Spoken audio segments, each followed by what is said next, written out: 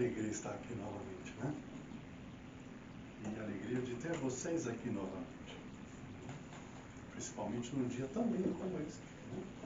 Me lembra aí aquela passagem de quando Jesus estava na casa de Lázaro e Marta e Maria lá estavam, né?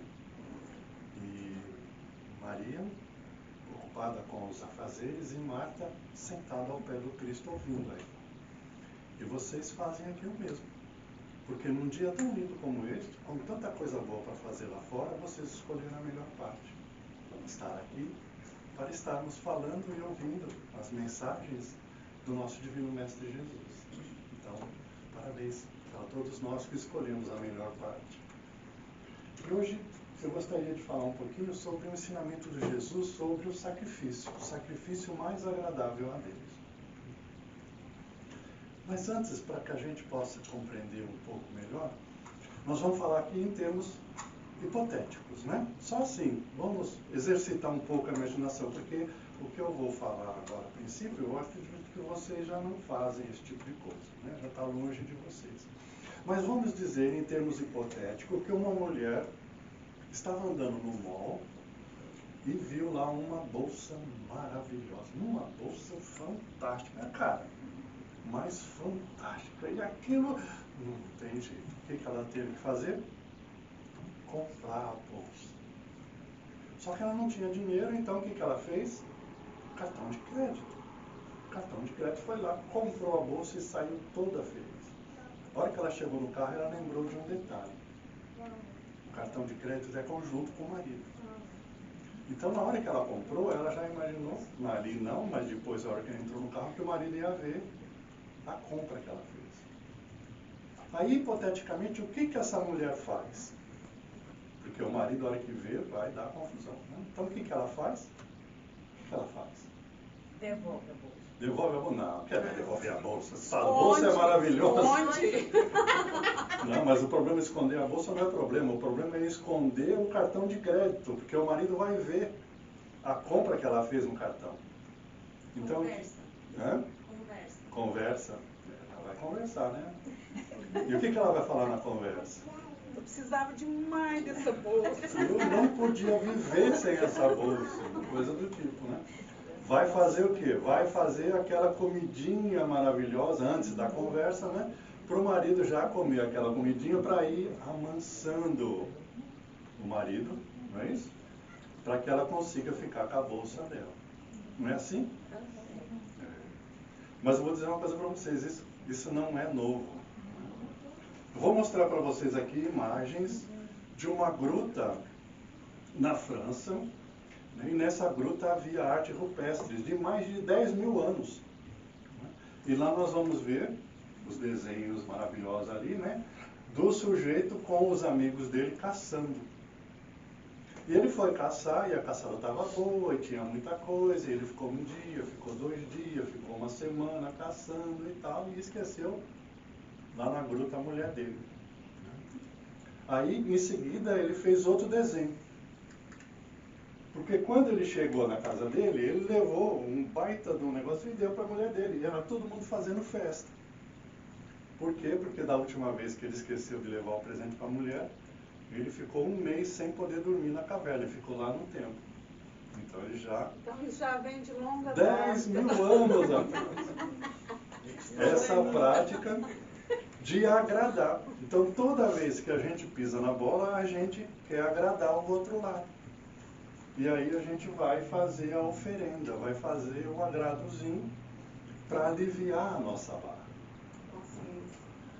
E assim sempre foi. E aí, o que o homem pensou? Bom, se eu agrado a mulher e dá certo, a mulher pensou, se eu agrado o homem e dá certo, por que eu não vou fazer com Deus? É a mesma coisa. Então, toda vez que eu pisar na bola com Deus, eu vou lá e agrado Ele.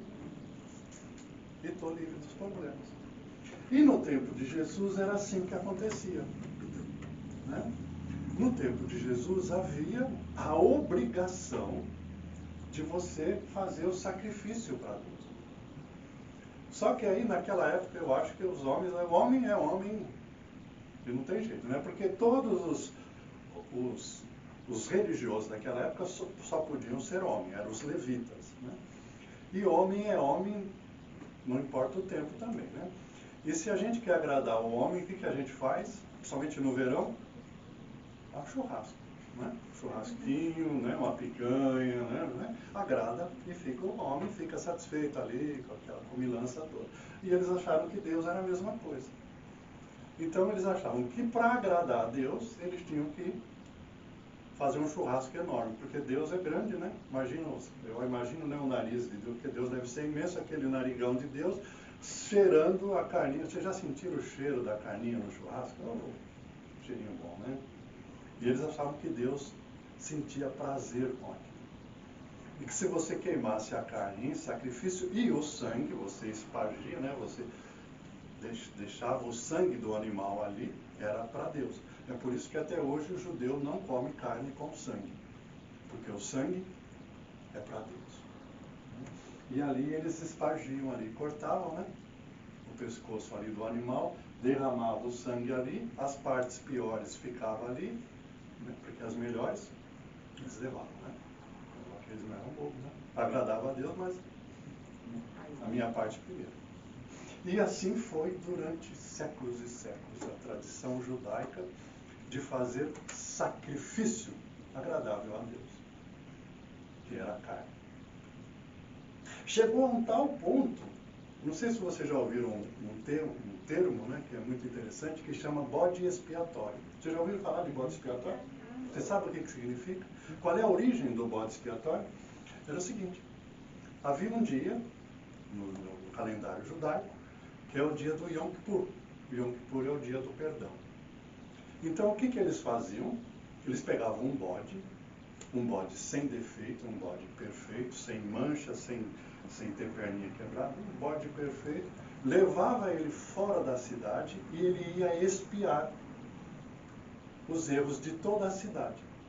Então, era como se assim, todos os nossos pecados de Long Branch, a gente jogava em cima do bode, levava o bode em outra cidade, porque não pode ser dentro da cidade de Long Branch, sacrificava o bode e queimava ele, e todos os nossos pecados do ano, que era uma vez por ano, estavam resolvidos. O bode expiou por nós. Aí é o bode expiatório. Você está falando assim? Mas até hoje é assim. Até hoje. Você vai na missa, comunga, livrou a semana. Aí você pode pecar bastante até a próxima semana, que você vai lá de novo, comunga e resolveu. Não é assim? A gente faz o sacrifício.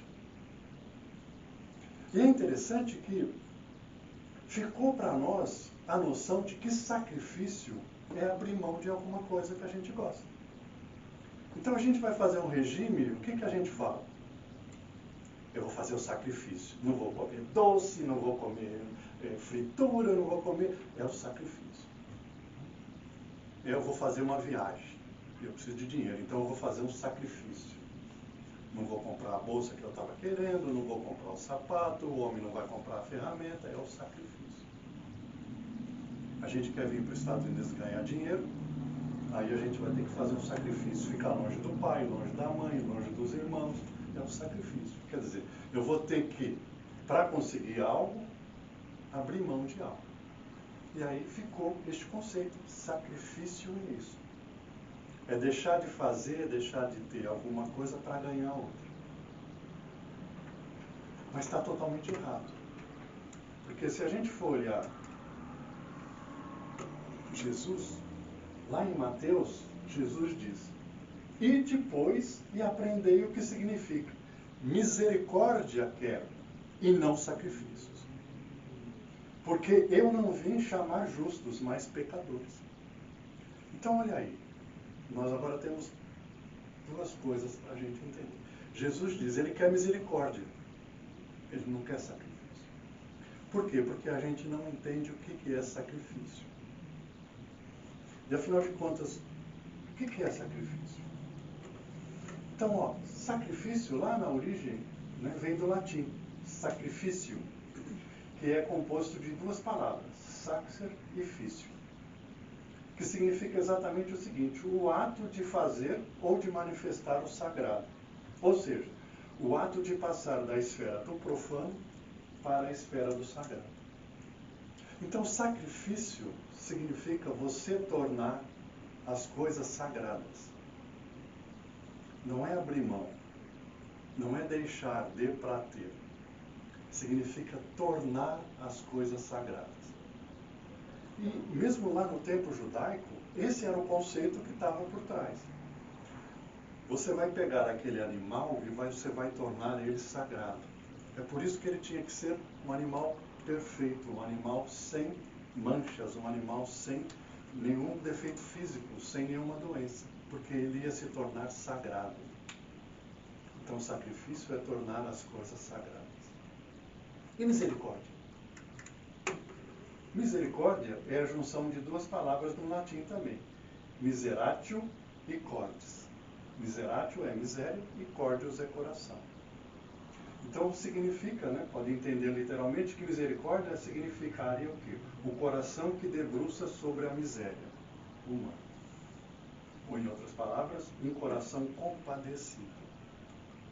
Compadecer é padecer junto, é sofrer junto. Então isso é misericórdia. Então o que Jesus está dizendo para nós? Jesus está dizendo basicamente o seguinte: olha, esse conceito seu de sacrifício está equivocado. Não é isso. Não é sacrifício no sentido de abrir mão para ter. É no sacrifício de ter misericórdia. É no sentido de que a gente tem que tornar a nossa vida, o nosso dia a dia sagrado. E como é que a gente torna as coisas sagradas? Aí nós vamos ver o que Jesus e os seus discípulos vieram nos ensinar sobre isso tudo.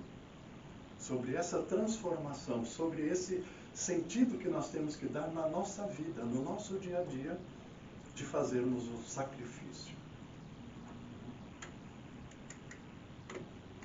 E aí Pedro, na primeira epístola, ele diz o seguinte: olha, sacrifícios espirituais agradáveis a Deus por intermédio de Jesus Cristo. Então aí nós vamos começar a entender. E aí a gente vai entender o que Jesus veio fazer aqui. O que Jesus veio fazer? Quem fez o aprendiz do Evangelho, vai poder me ajudar a responder. O que foi mais difícil para Jesus? Nascer na terra ou morrer na terra? Nascer. Estudaram bem, tá vendo? Fizeram o curso. Foi muito mais difícil nascer aqui do que morrer para Jesus. Então, qual foi o grande sacrifício que Jesus fez? Morrer na cruz? Não. Nascer aqui na terra. Foi um grande sacrifício, sabe por quê? Imagina o seguinte: Jesus é Cristo. Você sabe o que significa Cristo? Significa o seguinte: vamos imaginar que Deus era um grande dono de empresa. Ele tem uma empresa fantástica, é a maior do universo, porque ele administra tudo. E Deus tem a hierarquia. Ele tem os office boys, tem lá os operários, tem ali os gerentes, tem ali os diretores, tem ali os superintendentes, tem ali o posto que é de co-presidente. Onde que Jesus estava? Office boy? Não. Operário? Gerente? Diretor? Superintendente? Co-presidente. Então veja, na hierarquia Jesus era co-presidente. Por quê? Porque ele trabalhava lado a lado com Deus no plano de Deus. Então Jesus saiu do posto de co-presidente para vir à terra e ser office boy. Porque é o que nós somos, gente. Nós somos office boy, sabe, Office boy. Só fica ali entregando, lavando. Nós ainda não temos nenhum treinamento mais específico. Nós estamos ainda saindo de office boy para operário, um operáriozinho mais ou menos qualificado. Então Jesus desceu lá de co-presidente para office boy junto conosco, para andar do nosso lado. Esse foi o grande sacrifício dele. O sacrifício de misericórdia. Porque Jesus veio fazer isso por misericórdia. Porque ele queria compartilhar conosco a dor que nós sentimos. Estar no dia a dia conosco, sofrendo todas as vicissitudes da vida. Tudo aquilo que a vida, os desafios, tudo aquilo que a vida impõe a nós a todo dia. E Jesus veio fazer esse sacrifício.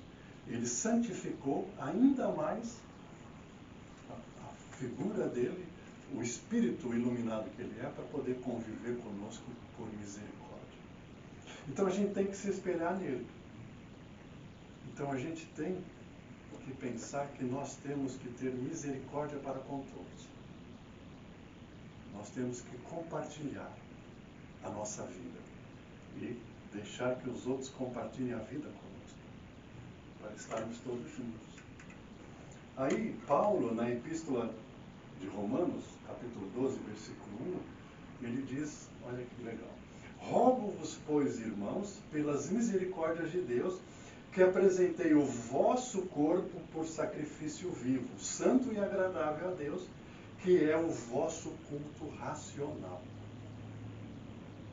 Então, olha bem, ele está dizendo o seguinte: olha, pera um pouco, gente, esse negócio de você sabe que na época de Cristo, de acordo com a tua posse, se você era pobre, você ia levar como oferenda, como sacrifício a Deus, pombos, que custava barato.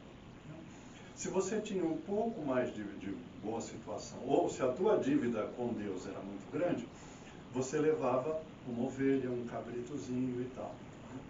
Agora, se você queria mostrar que tinha muito dinheiro, ou se a tua consciência falava que você estava bem endividado com Deus, o que você fazia?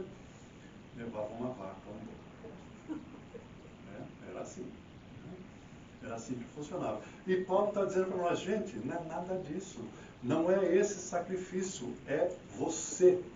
Então, ao invés de você queimar o animal lá na fogueira para Deus, o seu corpo vai ser dado em sacrifício vivo. Sacrifício no sentido de santifique o seu corpo.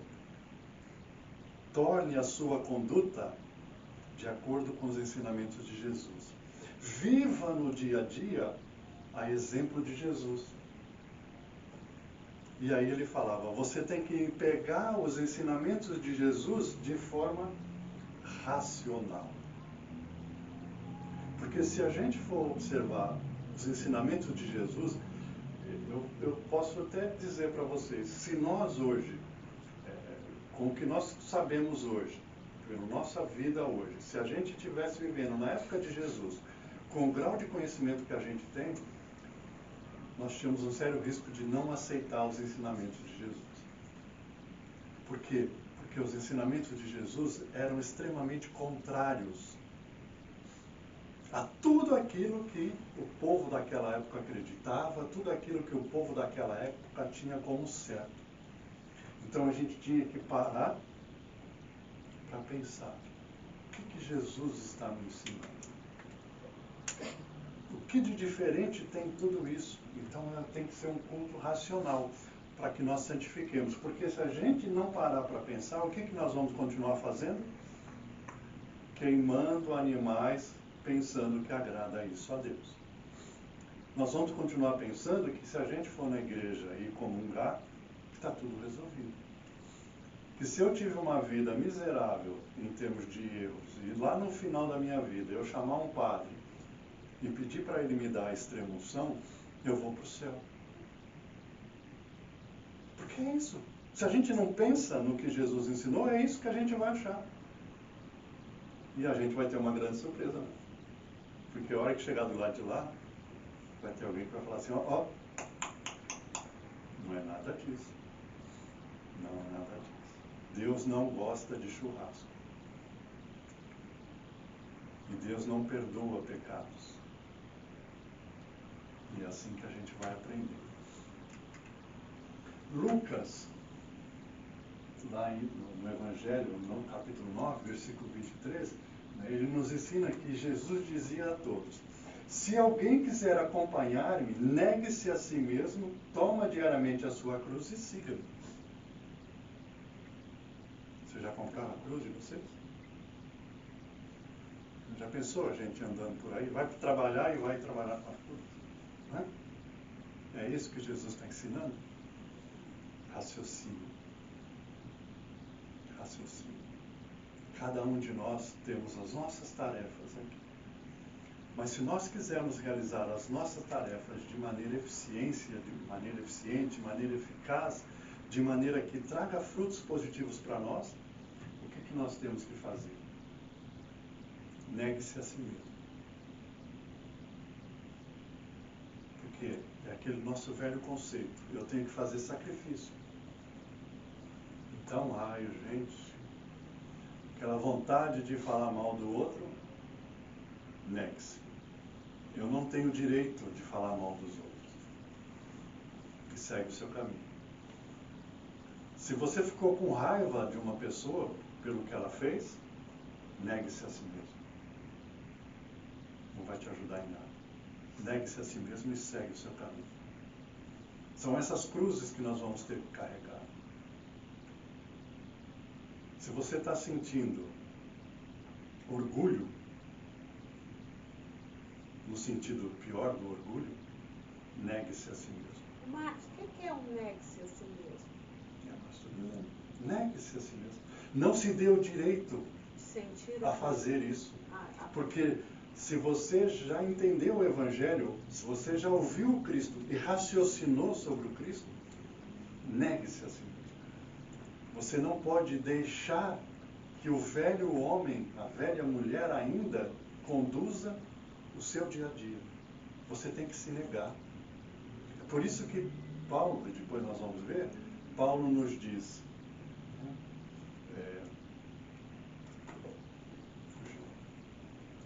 Paulo nos diz, não, já não sou eu, é o Cristo. Você se nega, porque você já, depois que você entende o que é o sacrifício, a partir do momento em que você entende que você tem que santificar a sua conduta, tornar a sua conduta santa, significa ter o Evangelho como norma de conduta. Então, a partir do momento em que você aprende o Evangelho, dançou, negue-se a si mesmo. E graças a Deus, eu vejo aqui que vocês têm se negado. Sabe por quê? Porque eu te conhecia antes. Eu conheci você há muito tempo atrás.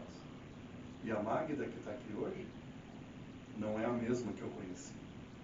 Eu já vi que você negou muita coisa a si mesmo, porque você mudou.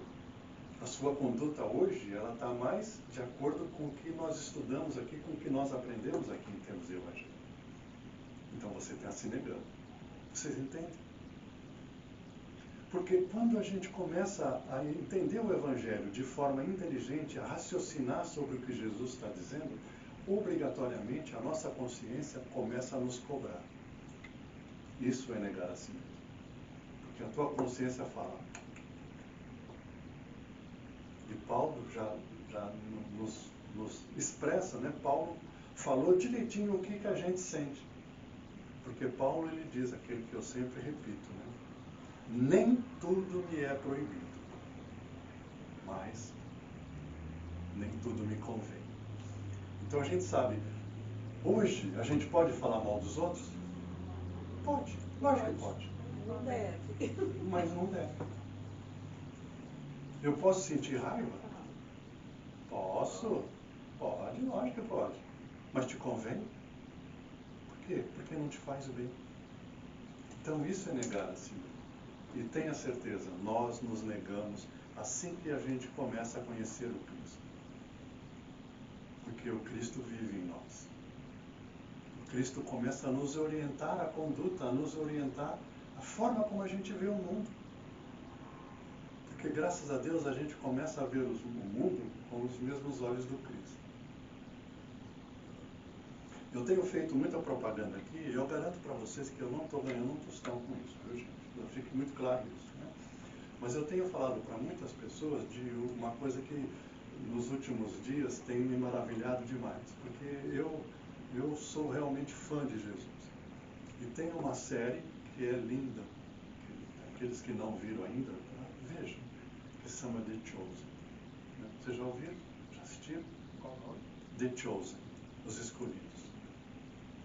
não a viram ainda, vocês não sabem o que estão perdendo. The Chosen é um grupo aqui nos Estados Unidos que, assim, eles fazem uma interpretação dos ensinamentos do Cristo de uma maneira linda, linda, linda, linda. E eles estão filmando, já está na terceira temporada. Netflix? Não, acho que não tem no Netflix. No Amazon Prime tem. Estava passando no History 2, mas o History já acabou, porque as duas... Mas se vocês forem lá, existe o canal do próprio The Chosen TV, que é um aplicativo que vocês podem assistir. Então, The Chosen, eles pegam passagens da Bíblia e estão filmando elas. Mas é de um ponto de vista maravilhoso. E eles fazem adaptações que é fantástico. Então, quando você começa a assistir aquilo, toca o coração da gente. É lindo. É lindo. Né? Sabe assim? E é um Cristo muito grande. E é muito lindo assistir. Então assistam, para vocês verem. E quando você começa a ver aquele Cristo, aquela simplicidade, aquela humildade e aquela grandiosidade de espírito iluminado, e a forma com que ele vai transformando as pessoas. E a gente acha que a grande transformação, e lá vocês vão ver, na hora que vocês assistirem, dos milagres. Vocês vão ver ele expulsar os demônios de Maria de Magdala, vocês vão ver ele curar leproso, ele curar paralíticos, todas aquelas passagens da Bíblia lá estão de uma forma muito bonita. Mas você vê que o maior milagre que Cristo fez não foi isso. O maior milagre que Cristo fez foi transformar pessoas igual a nós em espíritos muito mais evoluídos. Este é o verdadeiro milagre que o Cristo faz. E o Cristo faz até hoje. Todas as vezes em que a gente se abre para estudar o Evangelho dele. E isso vai nos transformando. Isso é um milagre. Essa é o maior presente que Cristo deu para todos nós. Foi por isso que ele veio. Isso é a misericórdia do Cristo. Sentir as nossas dores e nos aliviar. Mas não é a dor do corpo, é a dor da alma. E é para isso que ele veio. E aí, então, é a parte que eu estava dizendo, né? Paulo, lá em Gálatas, capítulo 2, versículos 19 a 20, olha que coisa linda que ele diz, né? Estou crucificado com o Cristo. Porque o Cristo falou, carrega a cruz, né? Paulo falou assim, não, eu não só vou carregar a cruz, como eu vou me crucificar. Em termos figurativos. Né? Eu não quero só carregar a cruz, eu quero ser crucificado como ele. Logo, já não sou eu quem vive, mas o Cristo vive em mim. E esse viver que agora tenho na carne, vivo pela fé no Filho de Deus, que me amou, e assim mesmo se entregou por mim. Então, aquilo que a gente acredita, né? Depois nós aprendemos que o maior sacrifício foi ele ter vindo, mas muitas pessoas ainda acham que o maior sacrifício de Cristo foi morrer na cruz, né?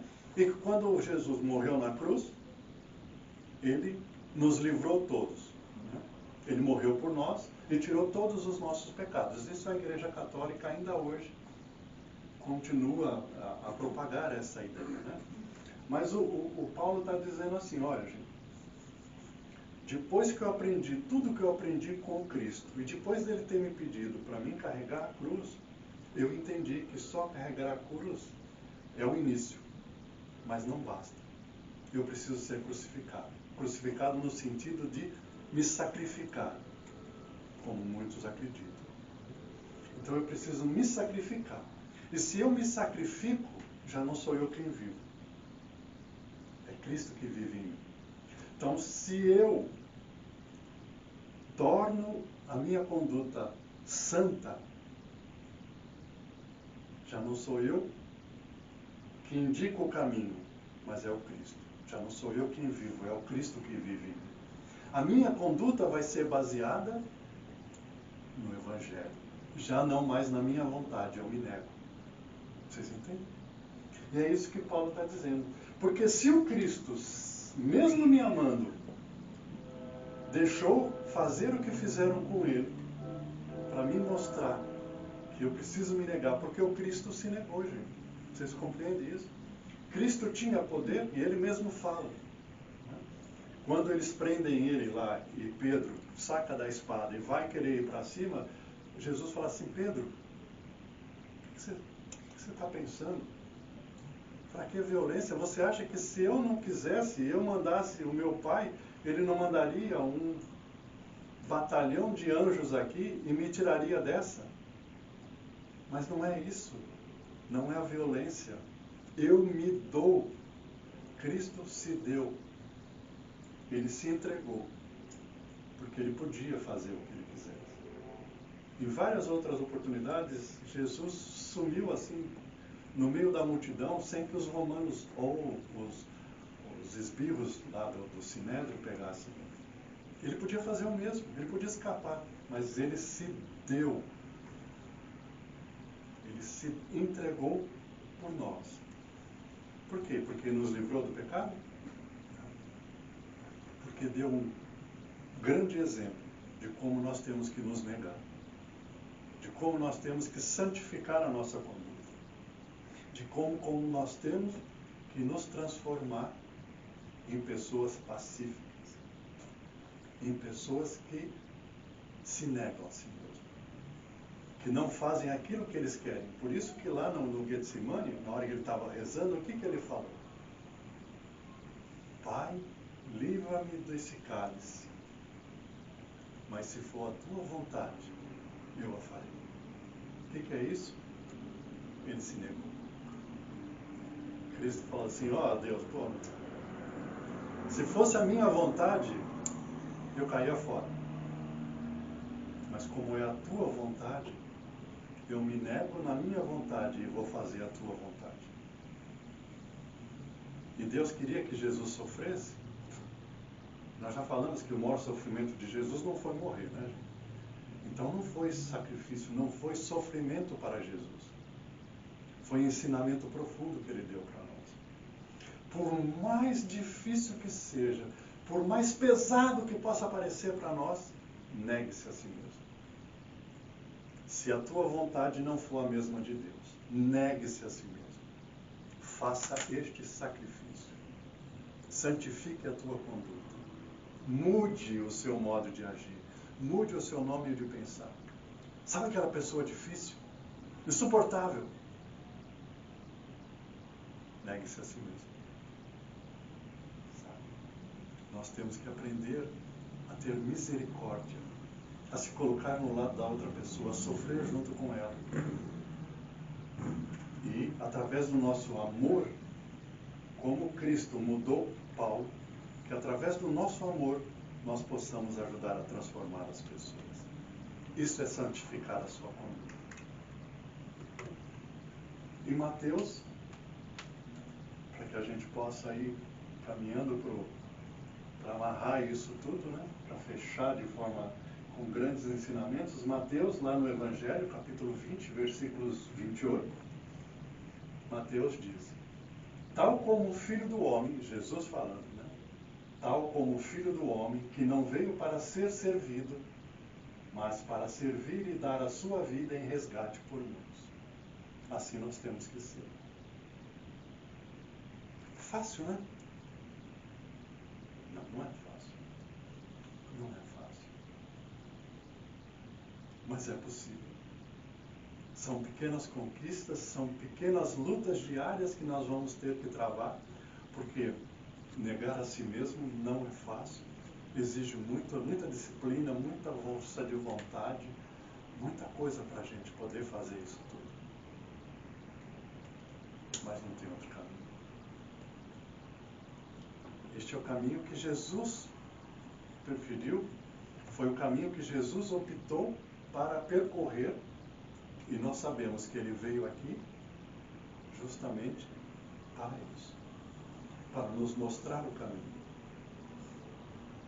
Pegue a sua cruz e siga a Jesus. Se vocês já se sentem prontos, peguem a sua cruz, siga Jesus e ainda se crucifique como ele, para que a transformação seja mais profunda. E para assim como Paulo a gente possa dizer: já não sou eu que vivo, é o Cristo que vive dentro de mim. Eu já não me baseio pela minha vontade, eu me baseio pela vontade do Pai, assim como Cristo fez. É um caminho que nós ainda muitas vezes lutamos a percorrer. Mas é um caminho que, quando percorrido, nos traz uma profunda serenidade, uma paz interna que não se tem ainda noção, e um sentimento de vitória, vitória sobre nós mesmos, e uma alegria imensa nos invade. E aí sim nós seremos bem-aventurados, e nós seremos verdadeiros filhos de Deus. Muita paz para todos nós, e que tenhamos um bom domingo, carregando a nossa cruz e seguindo o Divino Mestre Jesus.